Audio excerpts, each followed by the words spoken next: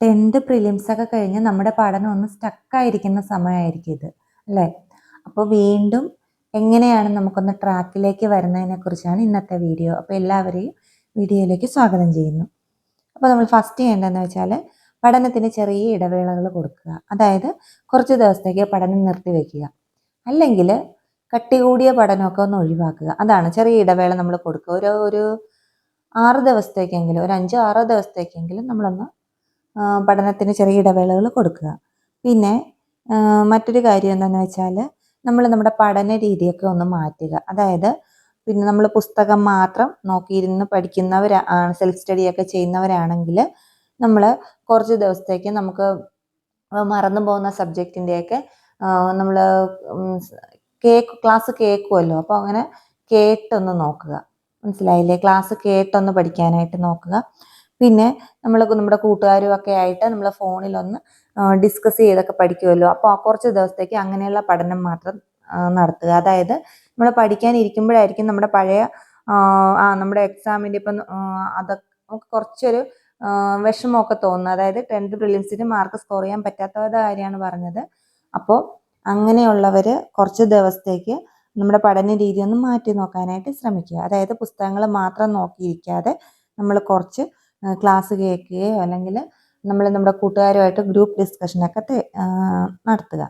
ഇനി മെയിൻസ് ലക്ഷ്യം വെച്ചിട്ടുള്ളവരാണെങ്കിൽ, അതായത് നല്ല മാർക്കുള്ളവർ, അവർ നമ്മുടെ സിലബസ് തുടങ്ങാനായിട്ട് ശ്രമിക്കുക. പതുക്കെ നമ്മുടെ സിലബസ് എന്തൊക്കെയാണ് അങ്ങനെ നമ്മൾ കംപ്ലീറ്റ് ചെയ്തതാണ് എങ്കിലും ഒന്നുകൂടെ ഒന്ന് നന്നായിട്ട് പഠിക്കാനായിട്ട് ശ്രമിക്കുക. പിന്നെ വേറൊരു കാര്യം എന്താണെന്ന് വെച്ചാൽ വ്യത്യസ്ത വിഷയങ്ങൾ, മനസ്സിലായില്ലേ? വ്യത്യസ്ത വിഷയങ്ങൾ നമ്മളൊന്ന് നോക്കുക. അതായത് ബോറടിക്കുന്ന വിഷയത്തിന് പകരം നമ്മൾ അല്ലാതെ ഇഷ്ടമുള്ള വിഷയങ്ങളിൽ നിന്ന് തുടങ്ങുക. ഇനി മനസ്സിലായില്ലേ?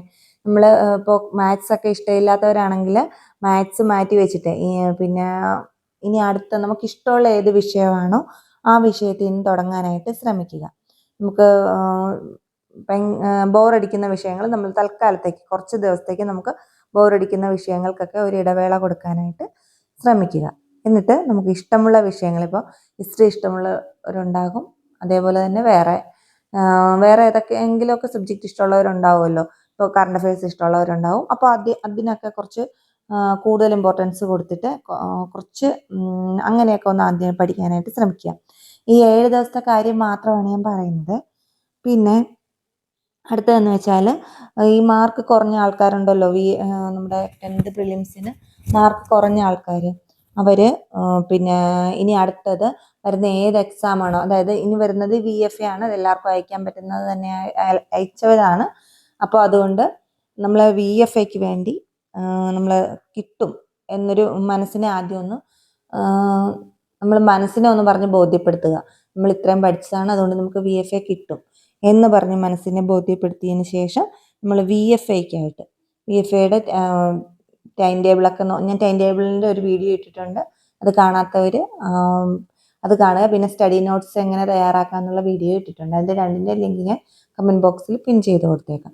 പിന്നെ അങ്ങനെയുള്ളവരൊക്കെ ആണെങ്കിൽ അടുത്തത് VFAക്ക് ഒന്ന് പഠിച്ചു തുടങ്ങാനായിട്ട് ശ്രമിക്കുക. മനസ്സിലായില്ലേ? പിന്നെ അതിൻ്റെ സിലബസൊക്കെ ഒന്ന് നോക്കിയിട്ട്, എല്ലാം പഠിക്കണമെന്നില്ല, അതിൻ്റെ സിലബസൊക്കെ നോക്കിയിട്ട് അത് പതുക്കെ അതിലേക്ക് ഓരോ ചുവട് വയ്ക്കുക.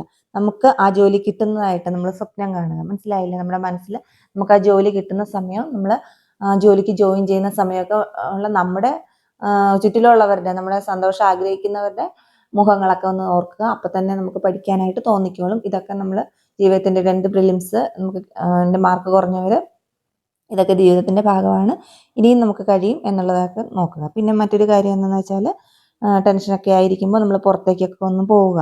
പിന്നെ എന്തെങ്കിലും കുക്കിംഗ് പരീക്ഷണങ്ങൾ, ലേഡീസാണ് ഇപ്പം ആരാണെങ്കിലും കുക്കിംഗ് പരീക്ഷണങ്ങളൊക്കെ ഒന്ന് ചെയ്യുക. അപ്പോൾ തന്നെ നമുക്ക് നമ്മുടെ ദൂരെയുള്ള സ്ഥലങ്ങളിലൊന്നുമല്ല, അടുത്ത് തന്നെയൊക്കെ എവിടെയെങ്കിലുമൊക്കെ ഒന്ന് പോവുക. നമ്മൾ കുക്കിങ്ങിൻ്റെ എന്തെങ്കിലുമൊക്കെ കുക്കിംഗ് ഒക്കെ ചെയ്യുക, കുട്ടികളുടെ കൂടെ ഇരിക്കുക. അപ്പോൾ തന്നെ മനസ്സിനൊരു സമാധാനം കിട്ടും. മനസ്സിലായല്ലോ? അപ്പോൾ അങ്ങനെയൊക്കെ ചെയ്യുക. അപ്പോൾ ഇന്നത്തെ വീഡിയോ ഇത്രയേ ഉള്ളൂ. അപ്പോൾ വീഡിയോ ഇഷ്ടപ്പെട്ടെങ്കിൽ ഒന്ന് സബ്സ്ക്രൈബ് ചെയ്യുക, കൂട്ടുകാർക്കൊക്കെ ഷെയർ ചെയ്ത് കൊടുക്കുക. പിന്നെ നിങ്ങൾക്ക് എന്ത് കാര്യമുണ്ടെങ്കിലും കമൻറ്റ് ബോക്സിലൂടെ അറിയിക്കുക. പിന്നെ മറ്റൊരു കാര്യം എന്താണെന്ന് വെച്ചാൽ ഇനിയുള്ള വീഡിയോയിലൊക്കെ നമ്മൾ ഏതെങ്കിലും ഒരു ക്വസ്റ്റ്യൻ വീഡിയോയിൽ ചോദിക്കുന്നതായിരിക്കും. GK കറണ്ട് അഫയേഴ്സൊക്കെ ആയിട്ട് ബന്ധപ്പെട്ട് നിങ്ങളതിൻ്റെ ആൻസർ കമൻറ്റ് ചെയ്യാനായിട്ട് ശ്രമിക്കുക. പിന്നെ മറ്റൊരു കാര്യം എന്താണെന്ന് വെച്ചാൽ എല്ലാവർക്കും എന്തെങ്കിലുമൊക്കെ ആയിട്ട് ബുദ്ധിമുട്ടുണ്ടാകും. അപ്പോൾ ആ ബുദ്ധിമുട്ടുകളൊക്കെ മറികടന്ന് ഇനി അടുത്ത എക്സാമിന് നന്നായിട്ട് തയ്യാറെടുക്കുക. പിന്നെ അത് തന്നെ അത്രയൊക്കെ തന്നെയുള്ളൂ. അപ്പോൾ എല്ലാവർക്കും താങ്ക് യു.